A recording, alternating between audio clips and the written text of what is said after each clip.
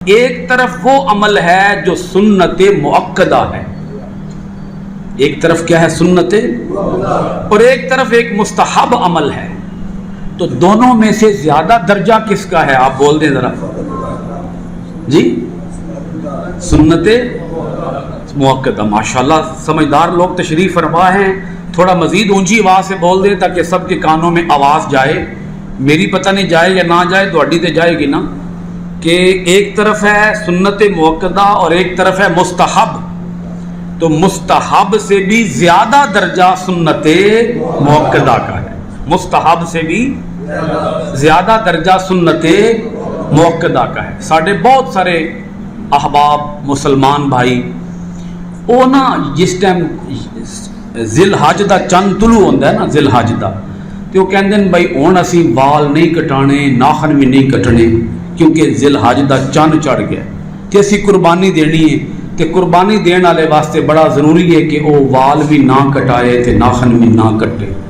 ٹھیک ہے، یہ بات صحیح ہے، درست ہے، لیکن اس میں تھوڑی سی اصلاح کرنے کی ضرورت ہے کہ یہ مسئلہ صرف قربانی کرنے والے کے ساتھ خاص نہیں ہے، یہ ہر مسلمان کے لیے ہے، قربانی دینی ہو قربانی نہ دینی ہو۔ حضور کی حدیث ہے، جو مسلمان بھی یکم ذی الحج سے چاند طلوع ہوتے ہی، ذی الحج کا چاند طلوع ہوتے ہی بال بھی نہ کٹائے، ناخن بھی نہ کٹائے، بال بھی نہ کاٹے، ناخن بھی نہ کاٹے، 10 ذی الحج تک، یا اگر اس نے قربانی دینی ہے تو قربانی ہونے تک اگر وہ یہ عمل کر لے گا، اللہ اسے حج کا ثواب عطا فرما دے گا۔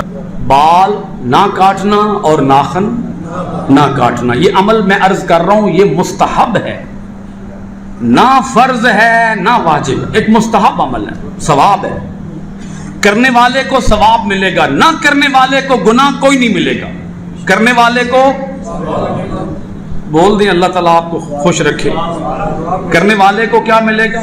نہ کرنے والے کو گناہ نہیں ملے گا۔ یہ عمل مستحب ہے، باعث ثواب ہے، افضل عمل ہے، کار خیر ہے، کرنا چاہیے، مفت میں حج کا ثواب ہے۔ وال نہ کٹو، ناخن نہ کٹو، اللہ خوش ہو جائے گا۔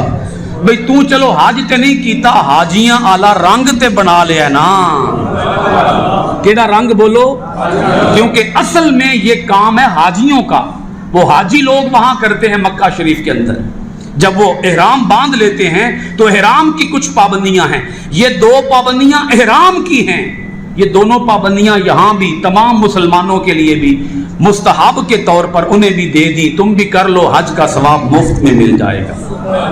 بہت سے مسلمان کرتے ہیں، اللہ تعالیٰ انہیں ثواب عطا فرمائے، اجر عطا فرمائے، لیکن جو ہی 10 ذی الحج آ جاتا ہے حمام پہ جائیں گے اور بڑی باقاعدگی کے ساتھ اور بڑے اہتمام کے ساتھ جا کے تازہ شیو شریف کرا کے مسجد میں تشریف لائیں گے نماز عید پڑھنے کے لیے، بالکل تازہ شیو۔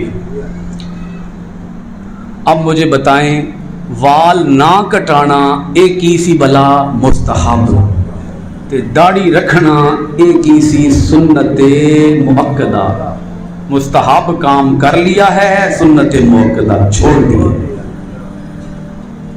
گل سمجھ آئی کہ نہیں آئی؟ کوئی نہیں آئی، اے آنی بھی کوئی نہیں، اے بڑی اوکھی سمجھ آندی ہے، اے نہ گل سمجھانی سوکھی ہے تے نہ ذہن چ بٹھانی سوکھی ہے، گل بولو ہے ہی بڑی اوکھی۔ کیڑی گل بلا میں عرض کر رہا ہوں، ہم مسلمان ہم بہت سے کاموں میں ایسا کرتے ہیں، ہم نیچے والا عمل لے لیتے ہیں، نیچے والا، اوپر والے عمل کو چھوڑ دیتے ہیں۔ نیچے والا عمل لے لیا بھئی ٹھیک ہے، 10 دن تے اسی وال نہیں کٹاواں گے، 10 دن اسی وال نہیں کٹاواں گے، تے 10 دن تو بعد حضور دی سنت جا کے منا دیاں گے، حضور دی سنت جا کے کٹا دیاں گے۔ یہ ہے ہمارا المیہ، یہ ہے قربانی ہم کر لیں گے، نماز پنجگانہ ہم نہیں پڑھیں گے، یہ ہمارے رویے ہیں۔ نماز جنازہ ہم پڑھ لیں گے، نماز پنجگانہ ہم نہیں پڑھیں گے، اور حتیٰ کہ آپ دیکھ لیں، آپ سمجھیں کہ دنیا بھر کے اندر جتنے بھی مسلمان ہیں وہ مسلمان نماز عید پڑھ لیں گے، پاکستان کی بات اگر میں بالخصوص کروں تو نماز عید پڑھ لیں گے، لیکن نماز عید پڑھنے والوں میں سے کتنے وہ ہوں گے جنہوں نے کبھی نماز پنجگانہ پڑھی ہی نہیں ہے. کچھ سمجھ آ رہی ہے کہ نہیں آ رہی؟ نماز عید پڑھتے ہیں لیکن نماز پنجگانہ نہیں پڑھتے. تو نماز عید پڑھنے والے سے میں ایک درد مندانہ گزارش تو کر سکتا ہوں نا، کیونکہ آج وہ حضرات آئے ہوئے ہیں نماز عید پڑھنے والے، ان سے اتنی گزارش تو کر سکتا ہوں کہ کچھ تو سوچیں کہ اگر ہم نے آج نماز عید پڑھ لی ہے تو کیا اسلام کے اندر صرف نماز عید ہی ہے؟ اسلام صرف 2 دنوں کا دین ہے، بس 2 دنوں کا. بھئی پورے سال کے اندر 2 نمازیں پڑھ لیں اللہ بخشش فرما دے گا. نہ کوئی آیت ہے نہ کوئی حدیث ہے کہ 2 نمازیں ہیں اسلام کے اندر. تو نماز عید پڑھنے والے نے تو سال کے اندر نمازیں بھلا کتنی پڑھی؟ جی ناراض ہو رہے ہو میرا خیال ہے. کتنی نمازیں پڑھی؟ ایک چھوٹی عید علی نماز تے ایک وڈی عید علی نماز، باقی نمازاں تے وہ گھر ستے ہی رہا. پھر انہیں کہا بھئی 2 ہی من بڑیاں ہیں. تو خدا را اپنے اندر جھاتی مارے، میں منت کر رہا ہوں، میں سماجت کر رہا ہوں، میں اللہ کا پیغام آپ تک پہنچا رہا ہوں، اور یہ وہ کام ہے جو پیغمبروں نے کیا ہے. میری کسی بات کو تلخ نہ سمجھیے گا، محسوس نہ کیجئے گا. مشورے ہیں، نصیحتیں ہیں، پند و نصائح ہیں. جس آدمی نے ممبر پہ بیٹھنا ہے اس کا یہی فریضہ ہے، اس کی یہی ذمہ داری ہے، اس کا یہی منصب ہے کہ وہ لوگوں کی اصلاح کا کام کرے. اور یہی اصلاح ہے کہ اگر ہم نماز عید کو لازم سمجھتے ہیں کہ عید کی نماز کو نہیں چھوڑنا چاہیے، تو عید سے بھی زیادہ درجہ، عید کی نماز سے بھی زیادہ درجہ نماز پنجگانہ کا ہے. نماز پنجگانہ کا ہے. پنجگانہ نماز کو اپنے اوپر فرض قرار دیں، اس کی اہمیت کو سمجھیں. بہت سے میرے احباب ایسے ہوں گے جو ابھی عید کی نماز پڑھ کے گھر جائیں گے اور پھر اگلے سال آئیں گے عید الفطر کی نماز پڑھنے کے لیے، وہ مسجد میں پھر کبھی بھی نہیں آئیں گے. ان نمازیوں سے میں گزارش کر رہا ہوں، ان 2 نمازیوں سے، سال کے ان 2 نمازیوں سے، خدا را اپنے آپ کو بدل لیں، اپنی اصلاح کر لیں، اپنے رب سے آج عہد کر کے جائیں کہ اے مولا کریم، میں تیرے گھر میں آج نماز پڑھنے کے لیے آیا ہوں، مجھے نماز کا ایسے پابند بنا دے کہ میں ہر نماز وقت پہ ادا کرنے والا بن جاؤں. کوئی اللہ سے بات کریں آج، کوئی اللہ سے لو لگائیں آج، کوئی اللہ سے اپنا رشتہ جوڑیں، اللہ سے اپنا تعلق قائم کریں، اللہ سے کنیکشن ملائیں. وہ مانگنے والوں کو عطا کرتا ہے، وہ مانگنے والوں کو کبھی محروم نہیں کرتا.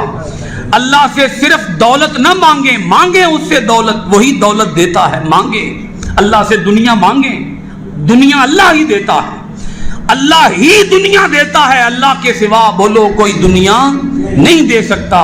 مگر اللہ سے صرف دنیا نہ مانگو، اللہ سے آخرت بھی مانگو. اللہ سے آخرت کا سوال بھی کرو کہ اے باری تعالیٰ ہماری آخرت کو بھی بہتر فرما دے. اور ہماری آخرت بہتر کیسے ہوگی؟ اگر ہم 2 وقت کی نماز پڑھیں گے تو سوچ لو آخرت بہتر ہو جائے گی. اے 2 وقت کی نماز نہیں سمجھ آ رہی؟ ایک عید الفطر اور ایک عید الاضحیٰ، یہ 2 وقت کی نماز پڑھ کے تو ہم یہ کہیں بھئی ہون میں پورا سال دی چھٹی ہے. ہمارے ہاں تو کچھ ایسے بھی کلندر ٹائپ لوگ ہیں، کلندر ٹائپ، جو کہتے ہیں بابا فرید کے جنتی دروازے سے گزر جاؤ اللہ جنت عطا فرما دے گا. اسی پھر سارے اچھی دب کے کہنے ہیں سبحان اللہ. یہ تے کام ہی بڑا سوکھ ہے. جنتی دروازے چو گزر جاؤ تے بابا فرید نے فرمایا نا جنت ون میں لے جا سا. اس کا مطلب کچھ اور ہے. اس جنتی دروازے کا، اس جنتی دروازے کا مطلب یہ ہے جو رسول پاک صلی اللہ علیہ وآلہ وسلم کے طریقے پر عمل کرے. انہوں نے فرمایا کہ یہ میرا دروازہ ہے، اور یہ دروازہ ایسا ہے کہ جو اس دروازے سے گزرے گا وہ پھر اللہ کے رسول کے طریقے پر عمل بھی کرے گا.